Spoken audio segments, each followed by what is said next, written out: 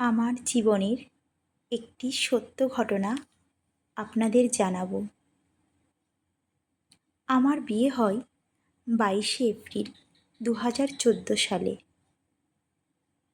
2014 সালেই বিয়ের 8 মাস বাদে আমার দীক্ষা হয় আদিষ্ট সাধক নিরুপমের কাছ থেকে। দীক্ষা নেওয়ার পর আমি অল্প অল্প উপাসনা করতে শুরু করলাম, কিন্তু কোনো উৎসব উপাসনায় যেতাম না। বিয়ের 2 বছর পর থেকে আমি আর আমার স্বামী মিলে আমরা সন্তান নেওয়ার সিদ্ধান্ত নিই। এরপরে ডক্টর দেখানো শুরু করি। 2 বছর ডক্টর দেখানোর পরেও আমার সন্তান গর্ভে আসছে না। শারীরিক তেমন কোনো রোগ খুঁজেও পাননি। এরপর আমরা শরণাপন্ন হই আমার দীক্ষাদাতা প্রবর্তক গুরুর কাছে। কিন্তু প্রবর্তক গুরুর সাথে গোবরডাঙ্গার একটি উৎসবে দেখা করতে যাই, কিন্তু সেখানে উপাসনা চলছে, তাই কোনো কথা বলতে পারিনি। এই সন্তান পাওয়ার আশায় আমি শুরু করলাম উপাসনা উৎসব। প্রবর্তক গুরুর সাথে গুরু ভাই বোনদের সঙ্গে এক একটি জায়গায় উপাসনা উৎসব করতে গেলাম, আর প্রবর্তক গুরুদেবের কাছে প্রার্থনা করতাম, আমার কি একটি সন্তান দিতে পারো না? আমি কী দোষ করেছি? আমার চোখের সামনে এক এক করে সব গুরুবোনদের সন্তান হচ্ছে। এইভাবে আমি অনেক চোখের জল ফেলেছি উৎসব উপাসনায় গিয়ে। প্রবর্তক গুরু একটি কথাই বলেছেন, ধৈর্য ধরো, সবুরে মেয়া ফলে। প্রবর্তক গুরুকে দিনের পর দিন অনেক লাঞ্ছিত হতে হয়েছে আমার 2 পরিবার, গুরু ভাই বোন ও আমার থেকে। ধীরে ধীরে উপাসনা করতে করতে এক অন্য তৃপ্তি পেতে লাগলাম।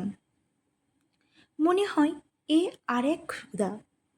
তখন ধীরে ধীরে সন্তান চাওয়ার বিষয়টা আমার থেকে কমে আসলো।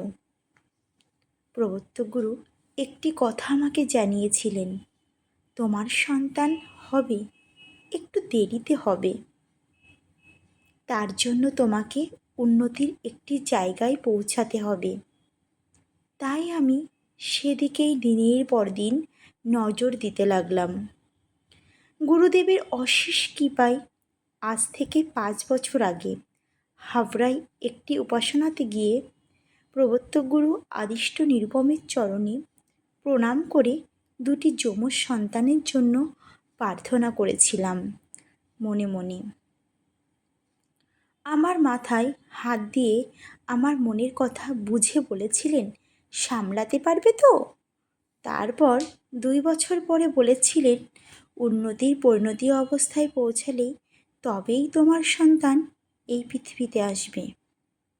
11ই নভেম্বর 2023 তারিখে আমার 2 সন্তান পৃথিবীতে এসেছে, একটি ছেলে ও একটি মেয়ে, অনুপম ও নীলাঞ্জনা। আপনারা সবাই আমার 2 সন্তানকে আশীর্বাদ করবেন।